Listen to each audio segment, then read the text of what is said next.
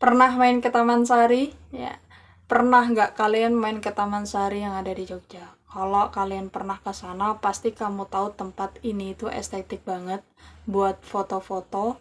Tapi di balik tembok-tembok tebalnya itu dan kolam airnya yang cantik, Taman Sari ini nyimpan banyak banget rahasia. Mulai dari masjid di bawah air, lorong rahasia yang katanya tembus ke laut selatan buat ketemu Nyi Roro Kidul, sampai kisah bule Portugis yang nyasar, malah dijadikan mandor proyek.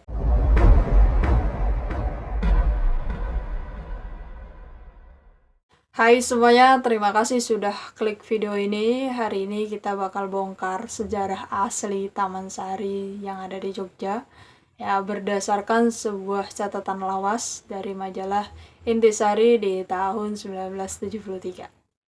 Oke semuanya, bermula dari perjanjian Giyanti, tanggal 13 Februari tahun 1755. Jadi waktu itu kerajaan Mataram pecah jadi dua, jadi Kesultanan Surakarta dan Kesultanan Yogyakarta.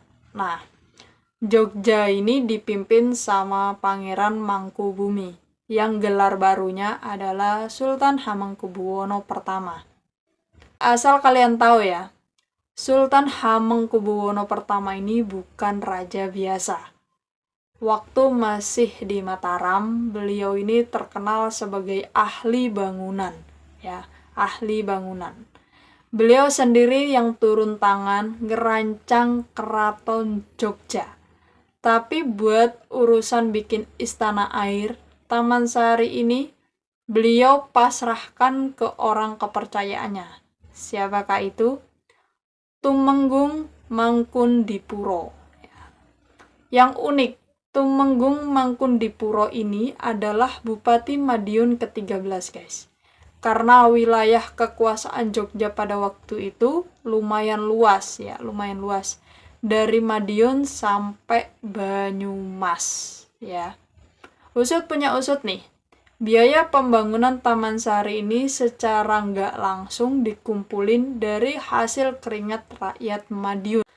Pembangunannya sendiri butuh waktu sekitar 11 tahun lamanya. Hasilnya gila banget ya, megah banget ya. Pada dasarnya Taman Sari ini dibagi jadi 3 bagian utama. Oke, kita mulai yang paling private ya. Kita mulai dari yang private dulu ya, yang namanya Umbul Binanggun. Ini adalah tempat mandi Sultan dan para istrinya. Rules-nya nih ya, ketat banget guys. Komplek ini itu dikelilingi 2 lapis tembok ya kan. 2 lapis tembok yang tebal, jadi pengawal cowok itu cuman boleh di tembok bagian luar. Ya kan? Di bagian dalamnya ya semuanya itu cewek. Jangankan yang mandi, yang nyiapin makanan, minuman yang ada di dapur itu atau gedung patehan ini, yaitu semuanya juga perempuan. Jadi cowok itu yang satu-satunya boleh masuk itu cuma Sultan doang, guys. Oke. Di sini ada 3 kolam ya. Di sini ada 3 kolam, kolam utara dan tengah buat para selir dan putri keraton. Ya, buat putri keraton mandi bareng, terus di kolam yang paling selatan, yang paling tertutup barulah khusus buat Sultan dan Permaisuri. Terus ada lagi nih, namanya area Ledok Sari ya, atau Ledok Sari ya kan. Ini beda lagi. Kalau Sultan lagi pengen me time ya, pengen mandi sendiri itu tanpa diganggu istri-istrinya. Nah, beliau ini mandinya di sini, guys. Mandinya di sini ya, di sebelahnya juga ada pasanggahan buat nyimpen barang-barang darurat. Sekarang kita masuk ke bagian yang paling epic banget, danau buatan. Zaman dulu itu di utaranya Taman Sari ada danau buatan atau semacam laut kecil, di tengah-tengahnya itu ada bangunan tinggi namanya itu Pulau Kenanga. Ya, namanya Pulau Kenanga. Bayangin nih ya, buat ke sana Sultan dan tamu-tamunya bisa naik perahu atau lewat lorong bawah air. Nah, yang bikin merinding sekaligus keren sebenarnya ini ya. Di lorong bawah tanah air, ya, di kolong bawah air ini konon ya dipasangin kaca-kaca tebal, jadi pas jalan kita jalani sambil bisa ngeliat ikan-ikan yang berseliweran. Nah, gila nggak, abad ke-18 udah punya begitu gitu. Bagian barat danau ini ada bangunan yang ikonik banget ya, namanya itu Sumur Gumiling. Ya, namanya Sumur Gumiling. Ini adalah masjid buat sultan ibadah ya, bentuknya itu bundar persis di 360 derajat. Bangunan ini ada 2 lantai, yang satu di atas air, yang satu di bawah air. Filosofinya itu keren banget ya. Mau di atas ataupun di bawah air, manusia tetap bisa harus menyembah Tuhan. Di tengah bangunannya ada 4 tangga yang ketemu di satu titik. Kalau kita berdiri di situ, lihat ke bawah ada sumur buat wudhu. Ya, lihat ke atas langsung tembus ke langit. Estetik parah nggak tuh? Ada fakta menarik nih. Ingat Tumenggung Mangkundipuro, sang arsitek, dia ternyata jago bikin bangunan bundar kayak Sumur Gumiling tadi. Tapi agak struggle juga kalau bikin bangunan kota. Terbukti dari reruntuhan Pulau Kenanga. Ya, Pulau Kenanga yang sudutnya agak mencong atau miring ya, nggak presisi 90 derajat.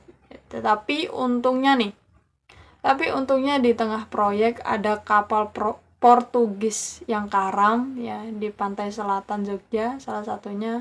Salah satu krunya itu ternyata ahli bangunan buat balas budi karena udah diselamatin nyawanya. Jadi bule ini itu bantu jadi konsultan khusus saluran air.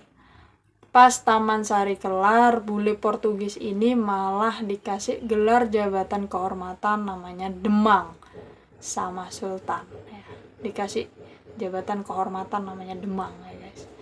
Terus gimana dengan mitos lorong bawah tanah yang nembus ke Laut Selatan buat ketemu Nyi Roro Kidul? Ya, jadi secara ilmiah penelitian itu ngebuktiin kalau itu tuh cuma mitos sebenarnya. Memang ada lorong rahasia ke arah selatan, tapi ujungnya itu cuma sampai ke daerah Krepyak ya. Daerah Krepyak beberapa kilometer aja dari Jogja. Jadi lorong ini tuh, saluran air ini tuh dari Sungai Winongo yang sebenarnya dibangun dengan perhitungan pertahanan militer dengan jalur evakuasi rahasia atau jalur evakuasi rahasia kalau keraton tuh ada serangan kayak gitu. Tapi sayangnya kemewahan Taman Sari ini umurnya nggak panjang ya. Yang benar-benar menikmati fasilitas ini cuman Sultan Hamengkubuwono pertama dan kedua. Jadi di tahun 1769 sampai di 1812 saja guys. Masuk ke Hamengkubuwono ketiga, kas keraton itu mulai seret. Puncaknya adalah pas waktu itu pecah ya, perang Diponegoro selama 5 tahun. Jogja dikepung kelaparan, waktu itu merajalela ya, saking parahnya rakyat terpaksa nyopot dan ngejualin pintu-pintu kayu jati Taman Sari buat ditukar sama beras demi mereka untuk bertahan hidup. Selesai perang, Taman Sari udah kehilangan kecantikannya. Keraton nggak punya uang lagi buat renovasi. Apalagi wilayah kekuasaan yang jadi sumber pajak keraton udah banyak dirampas Belanda. Meskipun sekarang nggak seutuh dulu dan air danaunya udah nggak ada ya, sisa-sisa kemegahan Taman Sari tetap bikin kita sadar betapa canggihnya arsitektur nenek moyang kita ya. Sultan Hamengkubuwono pertama itu bukan cuma seorang raja tapi juga seorang perancang kota yang visioner. Bagaimana menurut kalian, bagian mana dari Taman Sari yang bikin kalian penasaran? Coba komen di bawah ya. Sampai jumpa di cerita-cerita selanjutnya. Bye-bye.